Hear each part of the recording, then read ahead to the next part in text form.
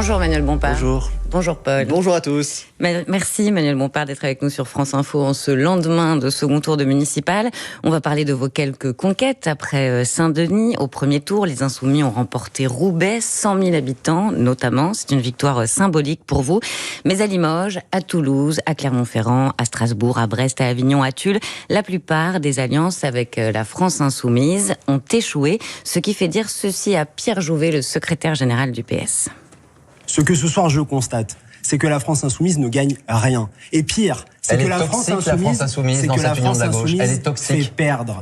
Que lui répondez-vous, Manuel Bompard? Est-ce que la France Insoumise fait perdre? Alors d'abord, ce qu'il dit est évidemment absolument faux. La France Insoumise était, vous l'avez dit, présente pour la première fois en vérité, de manière sérieuse dans ces élections municipales. La France Insoumise a 10 ans. Et elle a réalisé dans ces élections municipales une percée, qui est une percée historique. Vous savez, avant cette élection, il y avait 0 commune de plus de 100 000 habitants qui était dirigée par un maire issu de la France Insoumise. Il y en aura 2. Il y avait à peu près 30 000 personnes qui vivaient dans des communes dirigées par la France Insoumise. Il y en aura plus d'1 demi-million. C'est 18 fois plus d'habitantes et d'habitants qui vivront demain dans une commune dirigée par la France Insoumise. Ça, c'est pour répondre d'abord à Pierre Jouvet. Quand il dit la France Insoumise ne gagne rien, c'est absolument faux. Elle a gagné Saint-Denis au premier tour. Elle a gagné Roubaix, 100 000 habitants quasiment au second tour. Elle a gagné au Tampon à La Réunion, qui est une ville de plus de 80 000 habitants. Bref, je vais pas faire la liste de toutes les communes, mais il y a des victoires et c'est un succès de ce point de vue-là historique pour la France Insoumise. Pour le reste, vous savez... Beaucoup d'alliances entre la gauche et LFI ont échoué. J'allais y venir. Si vous prenez les villes de plus de 100 000 habitants, il y avait 8 villes dans lesquelles il y a eu au second tour des alliances derrière un maire ou une tête de liste issue du Parti Socialiste ou des écologistes. Dans la moitié d'entre elles, ces listes l'ont emporté. Dans quelle ville? À Lyon.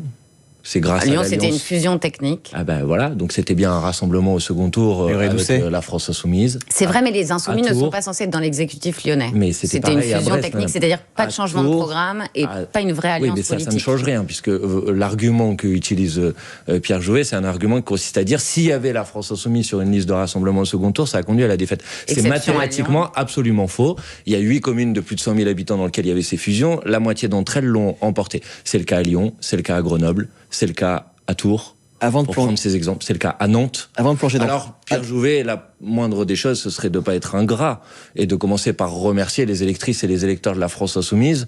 C'est la première chose. Et deuxièmement, et pardon, après je vous laisse poser votre question, la vérité c'est que dans les villes où cette alliance n'a pas réussi à gagner au second tour, mais la ville a été perdue par le score historiquement bas des maires issus du Parti Socialiste. Alors que c'est la faute du PS. Au premier tour. Écoutez, quand à c'est pas Brest, vous qui avez été à Repoussoir dans certaines villes. Brest tout à l'heure. Quand à Brest, le maire socialiste perd 7 points par rapport à l'élection précédente. Quand à Clermont-Ferrand, il perd 8 points au premier tour par rapport à l'élection précédente. Quand la maire écologiste à Besançon perd 19 points par rapport à l'élection. Mais c'est pas vous qui savez de Repoussoir. En fait, la vérité, qu'est-ce qui s'est passé dans ces villes? C'est que les maires sortants ont subi un désaveu populaire d'une telle ampleur et d'une telle importance que les Insoumis au second tour, malgré leur mobilisation, n'ont pas réussi à compenser. Et ça a été perdu au premier tour par les maires sortants, par le Parti Socialiste qui, dans ces villes, est devenu un repoussoir. Pour reposer la question que vous dit Pierre Jouvet d'une autre façon, est-ce que vous diriez, comme votre ancien ami Alexis Corbière, que les électeurs de gauche hier vous ont tous demandé, pour reprendre son expression, moins de nions et plus d'union à gauche? Écoutez, la France Insoumise, entre les 2 tours de cette élection municipale, partout où il y avait un risque de droite et d'extrême droite, elle a organisé, proposé le rassemblement. Partout. Vous ne trouverez pas un endroit où la France Insoumise ne l'a pas fait.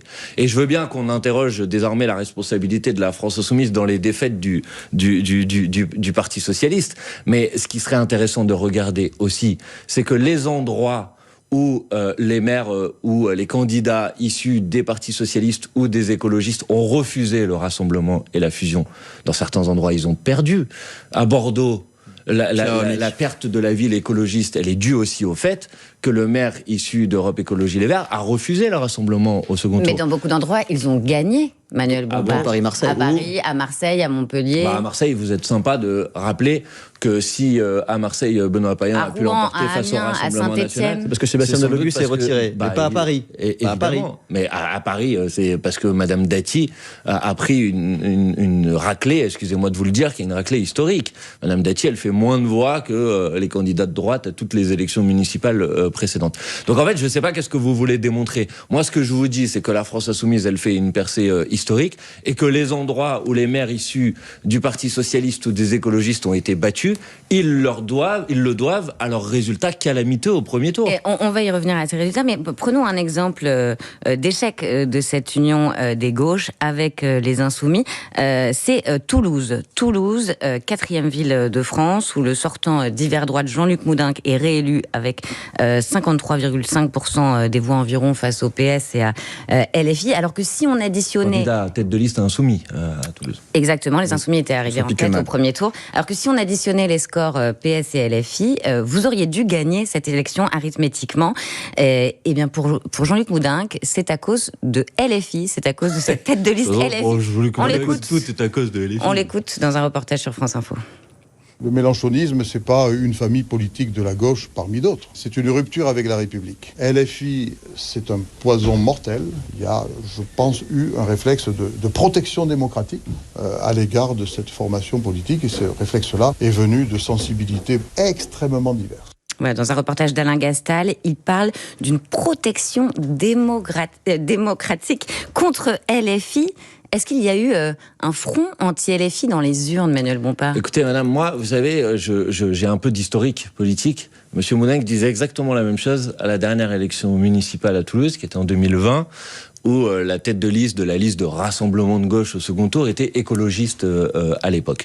D'abord, moi, je veux saluer la formidable campagne qui a été réalisée par François Piquemal et le score historique qu'il a réussi à obtenir, puisque quand même, la France Insoumise qu'on disait il y a un mois, enterré, marginalisé, cornérisé, réalise 47% dans la 4e commune de France. Est-ce que quand même vous vous rendez compte de quoi gagner quand même. Maintenant, je vais vous dire, madame. Oui, parce qu'à Toulouse, il n'y avait pas de dégagisme anti-Parti socialiste. On est d'accord, Manuel Bompard. Il n'y avait pas de dégagisme au premier tour, il y anti-PS. en a eu un, manifestement, puisqu'on les a battus, alors que tous les sondeurs disaient que le candidat du Parti socialiste allait être devant. Mais il n'y avait nous pas de au premier socialistes tour. sortants. Vous disiez que c'était Certes, une des raisons de l'échec. C'était une ville qu'il fallait faire basculer à la droite, et ça fait malheureusement depuis des années, et ça fait plusieurs élections en vérité, que le total gauche au premier tour, puisque moi je regarde les chiffres de manière précise, déjà en 2020, le total gauche au second tour, au premier tour il était de 54%, et la gauche avait malheureusement perdu au second tour. Je vais vous dire quelque chose, c'est très simple, regardez. La France Insoumise, par l'intermédiaire de François Piquemal, fait 25 000 voix de plus que le candidat de l'Union de la gauche en 2020 et 10 000 voix de plus que le candidat de l'Union de la gauche de 2014. Donc si ça c'est une contre-performance En fait, politique... Toulouse, c'est une victoire pour vous. Mais c'est pas une victoire ça aurait été de l'arracher. Mais est-ce que vous contestez ce que je suis en train de vous dire? Moi, que je conteste jamais les chiffres. Bon, alors, la vérité c'est que si on essaye de faire croire qu'à Toulouse c'est une contre-performance historique, vous allez avoir du mal à m'expliquer pourquoi. On réunit 25 000 voix de plus à gauche au second tour que dans la dernière élection municipale. Alors vous pouvez me dire, oui, c'était le Covid, il y avait eu moins de participation. C'est vrai, c'est pourquoi je vous dis que c'est 10 000 voix de plus qu'en 2014, où là, il n'y avait pas le Covid. Donc, et Limoges, oui, la France Insoumise, elle a progressé, pour Toulouse. elle a fait progresser la gauche à Toulouse. Malheureusement, pas suffisamment pour arracher la ville à la droite. Et Limoges, alors que vous espériez remporter cette ville et que la France Insoumise était arrivée en tête du premier tour, votre candidat s'était allié avec le socialiste, et bien c'est le LR, Guillaume Guérin, qui arrive en tête. C'est une déception, Limoges ? Bah pareil, bien sûr que nous, notre objectif c'était d'essayer de faire basculer ces villes, de les reprendre sur la droite. Mais là c'est quand même fort de café d'essayer de faire porter à la France Insoumise la responsabilité du fait que Limoges est à droite, parce que je vous rappelle que Limoges a été pendant 70 ans une ville dirigée par le Parti Socialiste et qu'elle a été perdue il y a 2 mandats par le Parti Socialiste et que ça fait 2 fois que le Parti Socialiste, avant cette élection, échoue à reprendre Limoges. Donc moi je veux bien que c'est la France Insoumise... Vous aussi, vous êtes avec eux ? C'est pas votre échec aussi ? C'est pas vous qui n'avez pas pris aux électeurs ? On n'a pas réussi à gagner. J'aurais préféré gagner, j'en suis d'accord. Vous savez, moi je ne fais pas de la langue de bois. Je préfère gagner une ville. On n'a pas réussi cette fois. Mais encore une fois, le fait de voir la France Insoumise faire plus de 40% des voix au second tour de l'élection municipale à Limoges, moi je veux bien qu'après l'élection, on vienne, si vous voulez, inventer des réalités parallèles. Mais si on en avait parlé il y a un mois et que je vous avais dit la France Insoumise va faire 47% au second tour à Toulouse, 35% au second tour à Lille, 40% au second tour à Limoges, vous m'auriez dit, Emmanuel Bompard, calmez-vous, c'est pas comme ça que ça va se passer. C'est comme ça que ça s'est passé. Il y a des discours. Donc c'est plutôt un résultat qui est un résultat important, qui évidemment n'est pas 100% satisfaisant, mais qui marque une progression significative. Vous parlez de réalité parallèle, il y a des discours parallèles. À l'instant, Olivier Faure sur BFM TV dit que Jean-Luc Mélenchon est un boulet pour la gauche. Voilà ce que moi je répondais. Mais madame, c'est simple. Je crois que j'en ai déjà fait un petit peu la démonstration tout à l'heure.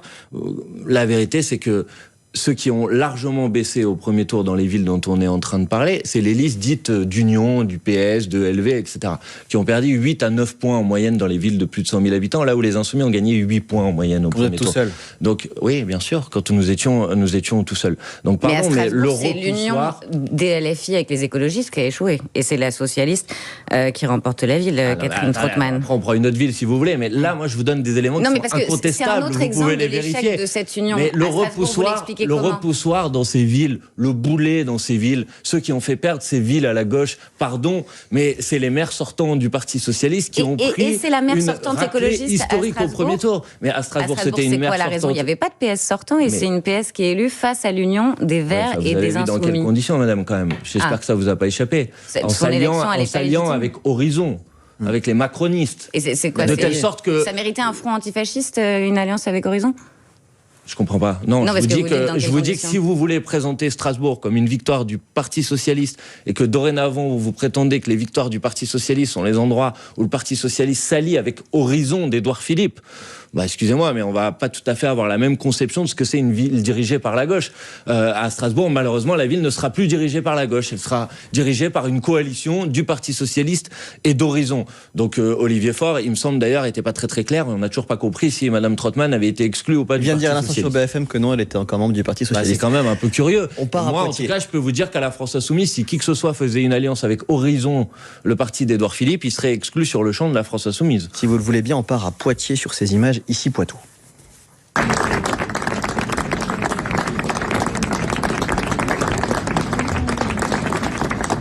C'est ça la politique. Voilà, les larmes de la maire écologiste sortante de Poitiers, Léonore Monconduit, soutenue par LFI et battue dans une quadrangulaire par l'ex-macroniste, aujourd'hui classé centre-gauche, Anthony Brottier. Là, ce qui est intéressant, c'est que c'est une alliance LFI avec les écologistes qui n'a pas fonctionné. Donc ça nous intéresse de vous écouter sur votre dialogue avec Marine Tondelier et les écologistes. Mais d'abord, c'est pas que ça n'a pas fonctionné. Elle est battue. Non mais attendez, elle est battue. C'est qu'au premier tour, la maire sortante écologiste de Poitiers a fait une contre-performance très importante. Et donc après, au second tour, les Insoumis qui ont fait plus de 10% des voix, eux, ils se battent, ils se mobilisent pour essayer de maintenir la ville à gauche. En l'occurrence, ils s'allient derrière la candidate et la maire sortante et écologiste, Madame Monconduit. Et malheureusement, leur rapport, leur mobilisation ne permet pas de contrebalancer le mauvais résultat qui a été réalisé au premier tour. Enfin, je sais que dans ce pays, désormais, de toute façon, dès qu'il y a quelque chose, c'est de la faute de la France Insoumise. Mais pardon, je trouve qu'il y a une ingratitude dans les réactions du Parti Socialiste qui sont absolues. Le Parti Socialiste était en très grande difficulté. Vous dire merci aujourd'hui. Mais évidemment, enfin excusez-moi, mais à Nantes, la candidate numéro 2 du Parti Socialiste, Madame Johanna Roland, et d'ailleurs elle l'a dit elle-même, et je le reconnais, si elle a été réélue hier maire de Nantes, c'est grâce à l'apport et à la mobilisation des Insoumis. À Lyon, si le maire écologiste Grégory Doucet l'emporte, c'est grâce à la mobilisation des Insoumis au deuxième tour. Donc la moindre des choses, c'est de dire merci plutôt que de nous cracher dessus. Parce que ceux qui nous ont tapé dessus pendant toute la campagne, qui l'entre-deux tours essayent de venir nous chercher et maintenant nous tapent dessus, montrent quand même leur déloyauté et leur ingratitude absolue. Vous appelez le PS à vous remercier. On va écouter dans un instant ce que le PS attend de vous. Mais pour l'instant, il est 8h47 et c'est l'info en 1 minute avec Maureen Sugnard. Pas de changement à la tête des 3 plus grandes villes de France. Paris, Marseille et Lyon restent à gauche, mais l'alliance entre le Parti Socialiste, les Verts et les Insoumis, les alliances n'ont pas permis de l'emporter qu'à Nantes. C'est la droite qui enregistre plusieurs succès face à ces alliances de gauche. À Besançon, Brest, Clermont-Ferrand, à Toulouse, le maire sortant Jean-Luc Moudenc est confortablement reconduit avec près de 54% des voix. Jean-Luc Mélenchon est devenu le boulet de la gauche, accuse ce matin le patron du Parti Socialiste Olivier Faure. La France Insoumise Insoumise remporte seul Roubaix. Du côté de l'extrême droite, Éric Ciotti, allié du Rassemblement national, décroche la mairie de Nice face à Christian Estrosi. Le RN remporte ce second tour à Menton, Vierzon, Tarascon, Montargis, Orange ou encore Carcassonne, mais pas Toulon et Nîmes. Par ailleurs, l'ancien Premier ministre d'Emmanuel Macron, Édouard Philippe, est réélu au Havre quand François Bayrou est lui battu à Pau. Les résultats ville par ville sont à retrouver sur franceinfo.fr. Et puis, pas de désescalade au Moyen-Orient. L'armée israélienne dit avoir lancé une large vague d'attaques contre Téhéran. L'Iran poursuit aussi ses frappes. L'Arabie saoudite dit avoir été attaquée par des missiles balistiques pendant la nuit. Un a été intercepté et l'autre est tombé dans une zone inhabitée selon le ministère de la Défense. France Info. Le 8-30 France Info. Agathe Landray, Paul Larouturou. Avec Manuel Bompard, coordinateur national de la France Insoumise. On va prendre maintenant le pouls du Parti Socialiste, Paul. Mais oui, avec Olivier Faure qui livre hier soir son analyse de cet échec. La provocation outrancière, la conflictualisation à tort et à travers, les dérapages antisémites sont une voie sans issue. Il ne vous cite pas, mais je pense pouvoir dire que vous êtes visé dans les déclarations du premier secrétaire du Parti Socialiste. Est-ce que c'est cela que vous payez ? Est-ce que vous payez cette conflictualisation ? Non mais attendez. Je veux bien que vous essayiez de transformer un succès historique de la France Insoumise par une défaite, mais... Vous ne reconnaissez pas quelque contre-performance ? Mais une contre-performance de la France Insoumise dans certaines villes, là, bien sûr, on a fait la liste en première partie de l'interview. On ne nie pas qu'il y a eu des victoires de la France Insoumise dans certaines villes. Puisque monsieur me demande si on paye quelque chose. On parle de la France Insoumise. Je suis coordinateur de la France Insoumise. La France Insoumise l'emporte, je le redis s'il le faut, parce que je crois que vous n'avez pas bien compris, l'emporte à Saint-Denis au premier tour, l'emporte à Roubaix, l'emporte à Vénissieux, vous avez fait une liste de contre-performances dans d'autres villes en première partie. L'emporte à Creil.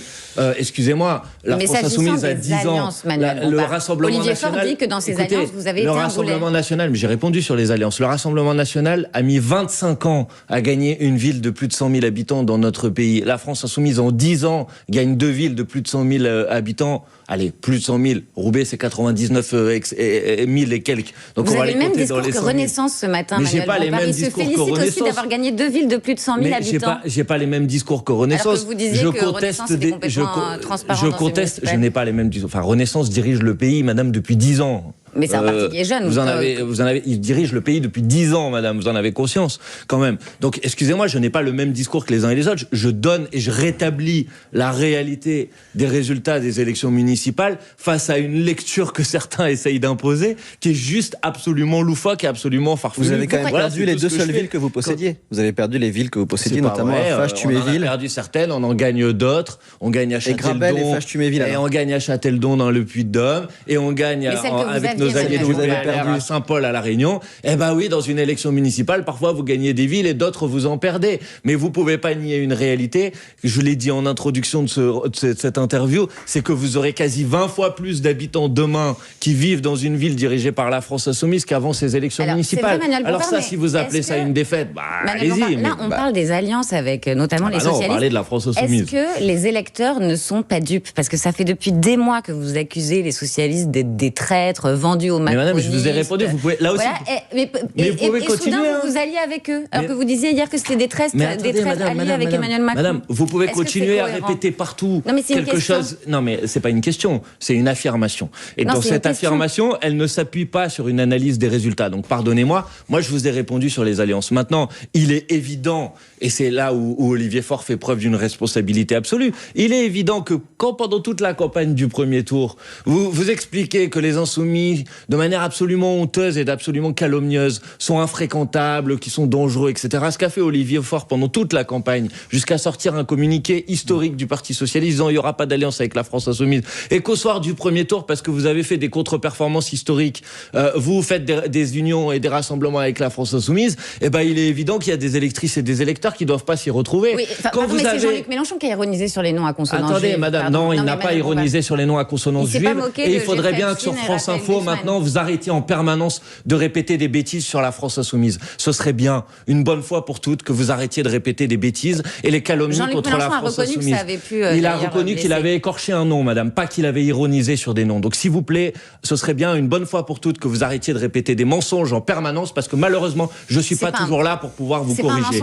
Si, c'est un mensonge de manière absolue ce que vous êtes en train de dire. Maintenant, non, mais moi, je vous réponds sur le ton avec lequel vous me parlez. Donc, moi, je vous réponds calmement fermement, mais je rétablis des faits. Donc depuis le début de cette interview, vous essayez de plaquer une réalité parallèle sur des chiffres. Voilà. Donc absolument les chiffres, c'est que la France Insoumise a réalisé une percée qui est une percée historique dans cette élection. Les chiffres, c'est que dans les alliances, puisque vous m'interrogez sur les alliances, la moitié d'entre elles ont été gagnées par les listes d'union et la moitié d'entre elles ont été perdues. Et que là où elles ont été perdues, c'est parce que le Parti socialiste et les écologistes ont réalisé des contre-performances tellement importantes au premier tour que les insoumis n'ont pas été suffisants. Pour le reste, moi j'interroge la responsabilité de toutes celles et ceux qui, au Parti socialiste, dans l'entre-deux tours des municipales, ont préféré continuer à taper sur la France insoumise plutôt qu'à taper sur la droite et à l'extrême droite. Parce que oui, évidemment, à Toulouse, à Limoges, quand vous avez François Hollande, Jérôme Guedj et toute la terre qui dit entre les deux tours, moi si j'habitais à Toulouse, je voterais pas pour le candidat insoumis, il faut pas s'étonner qu'à la fin ça a des conséquences politiques. Écoutez, moi, entre les deux tours de l'élection municipale, j'ai concentré l'essentiel de mon énergie à me mobiliser contre la droite et contre l'extrême droite. Voilà ce que j'ai fait, ce qu'ont fait tous les insoumis. C'est pas ce qu'ont fait les socialistes, et ils portent aujourd'hui évidemment une responsabilité dans leur défaite. C'est leur défaite et c'est eux qui en sont responsables. Et Paris. Emmanuel Grégoire a fait un tour à vélo dans les rues parisiennes pour fêter sa victoire hier. Première interview à vélo. Il y en a énormément de priorités, mais en tout cas, la priorité, c'est de s'occuper de ceux qui ont besoin de nous. Est-ce que vous félicitez ce matin Emmanuel Grégoire d'avoir battu à plat de couture Rachida Dati? D'abord, je me félicite de la défaite de la droite, de Mme Dati. Et évidemment, Emmanuel Grégoire a remporté l'élection municipale. Vous le félicitez ou pas? Moi, je le félicite de sa victoire, comme je félicite tous les élus, quelle que soit leur étiquette politique, même si des fois ça me fait pas plaisir, qui ont gagné les élections municipales. Pourtant, l'objectif de Sophia Chikirou, c'était qu'il n'y ait pas, qui a maintenu sa candidature, c'est qu'il n'y ait pas un socialiste maire de Paris. Ça continue. Pourquoi ça continue? Je cite votre candidate. L'objectif de Sophia Chikirou, elle était candidate, son objectif c'était de gagner. Donc oui, c'était qu'il n'y ait pas de socialisme, mais qu'il n'y ait pas non plus Madame Dati qui soit maire de Paris. Mais elle s'est quand même maintenue, au risque d'affaiblir. Au risque de quoi, Madame? Regardez, c'est quand même... D'affaiblir la gauche et de renforcer la droite. Elle a été affaiblie, la gauche? Au contraire, elle a été renforcée. Elle a gagné malgré le maintien de Sophia Chikirou. Mais non, c'est pas malgré le maintien. Au contraire, le maintien de Sophia Chikirou fait progresser le total gauche au second tour de l'élection municipale. Et là, je veux quand même souligner le caractère absolument incroyable des sondeurs qui, jusqu'au dernier jour de cette élection municipale à Paris, disait qu'il y aurait 1 point d'écart, 2 points d'écart. Il y en a eu 10. Alors évidemment, il y a des électrices et des électeurs qui parfois ont voté pour Sophia Chikirou au premier tour, et voyant ces sondages et se disant malheureusement la ville va peut-être basculer à droite, ont pu parfois changer leur vote pour voter pour le candidat socialiste parce qu'ils voulaient absolument faire perdre la droite. Donc à un moment, ce serait bien aussi qu'on tire quelques conclusions de l'échec des sondeurs à nouveau dans cette élection municipale. Est-ce que vous pouvez nous expliquer brièvement, parce qu'il faut qu'on avance, ce que c'est que le concept de Nouvelle France que vous avez développé dans cette campagne, que vous avez martelé? C'est quoi la Nouvelle France? La Nouvelle France, c'est la France féminisée, c'est la France des catégories populaires, c'est la France telle qu'elle est, issue de l'ensemble de ses populations et de ses traditions politiques et historiques. La Nouvelle France, c'est aussi ce qui rentre en force dans cette élection municipale, dans les conseils municipaux. Je voudrais souligner que les villes dirigées par la France Insoumise sont bien souvent les villes les plus pauvres de France. Et vous avez martelé hier l'expression Nouvelle France. Est-ce que vous préparez les esprits à changer le nom de la France Insoumise pour 2027? Est-ce que ça pourrait s'appeler la Nouvelle France? Je pense pas. La France Insoumise, c'est un mouvement qui est un mouvement, je le disais tout à l'heure, qui a fêté ses 10 ans cette année. C'est un jeune mouvement politique. Mais vous le remarquerez, qui a gagné une certaine notoriété. Puisque ce que j'observe quand même ce matin, c'est que sur tous les plateaux de télévision, à nouveau, on parle de la France Insoumise. Alors vous devriez quand même tirer quelques leçons, puisque pendant toute cette campagne des élections municipales, ça a été haro sur la France Insoumise, cabale sur la France Insoumise, polémique sur la France Insoumise. Mais vous faites jamais votre examen de conscience, calomnie sur la France Insoumise. Et vous, est-ce que vous le faites parfois, votre examen de conscience? Non, mais c'est une question, parce que vous dites que non, mais attendez, est-ce que vous le faites parfois, quand vous avez expliqué à longueur d'antenne et à longueur de plateau pendant des semaines et des semaines que la France Insoumise, elle allait disparaître, qu'elle allait être marginalisée, qu'elle allait être extrémisée, et qu'elle gagne des villes de plus de 100 000 habitants. Est-ce que vous faites, vous, votre examen de conscience? J'ai commencé en disant que vous aviez gagné notamment Roubaix. Oui, mais est-ce que vous vous excusez? Est-ce que vous regrettez? Faites votre examen de conscience. Je note que vous ne faites pas le vôtre en tout cas. C'est le moment de la question. Mais pourquoi voudriez que je fasse le mien? Je ne veux pas qu'on vous pose la question. Aujourd'hui, une percée historique. Non, mais c'est tout à fait votre droit, bien sûr. Aujourd'hui, la question qui va coûter plus cher, Manuel Bompard. On va écouter une archive. Elle n'est pas si vieille que ça. C'est Jean-Luc Mélenchon. Début mars, il fanfaronnait à propos du Parti socialiste. Ils vont pas nous coûter trop cher, je pense, à acheter pour le deuxième tour. Ils sont tous là à se dire aïe aïe aïe, pourvu qu'on y arrive avec la droite sans les insoumis. Résultat aujourd'hui, échec de la plupart des alliances avec LFI et victoire de nombreux socialistes sans vous. Malgré les faits, C'est La question, continuer, hein. en 2027, Quand il y a 8 villes de plus de 100 000 habitants, 4, c'est la plupart, en 2027, madame. les socialistes ne vont plus être aussi bon marché que ça, non, Manuel Pourquoi vous Bompard dites des choses factuellement fausses dans vos questions en essayant de les faire passer pour des questions? C'est pas vrai qu'il y a des socialistes qui ont gagné sans vous, et c'est pas vrai que beaucoup d'alliances ont madame, échoué. vous avez dit la plupart. Oui, la plupart des alliances. Oui, mais je vous ai dit qu'il y avait 8 villes de plus de 100 000 habitants dans lesquelles il y a eu des alliances. 4 ont gagné. C'est la plupart, ça? Il n'y a pas eu que 8 D'accord, alors alliances. on va compter précisément. Donc ce que vous dites est faux. C'est-à-dire, sur combien d'alliances, oui? Je vous ai dit 8, il y en a 4 qui ont été... Il n'y a que 8 alliances. On vous entend, Manuel sur les Bompard. villes de plus de 100 000 En habitants. 2027, les socialistes vont pas coûter si peu cher, 2027.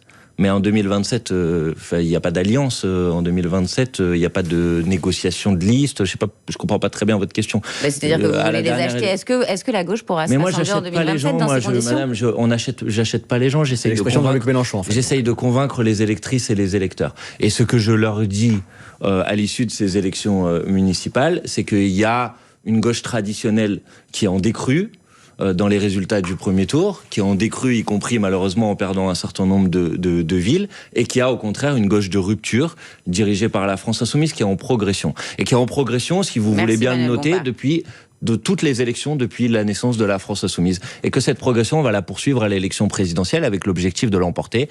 Et donc, madame, j'appelle les personnes qui nous écoutent à venir nous rejoindre dans cette bataille qui va être très importante. Merci Manuel Bompard. Merci à vous. Merci, à demain. Tout de suite, les informer avec Renaud Dely.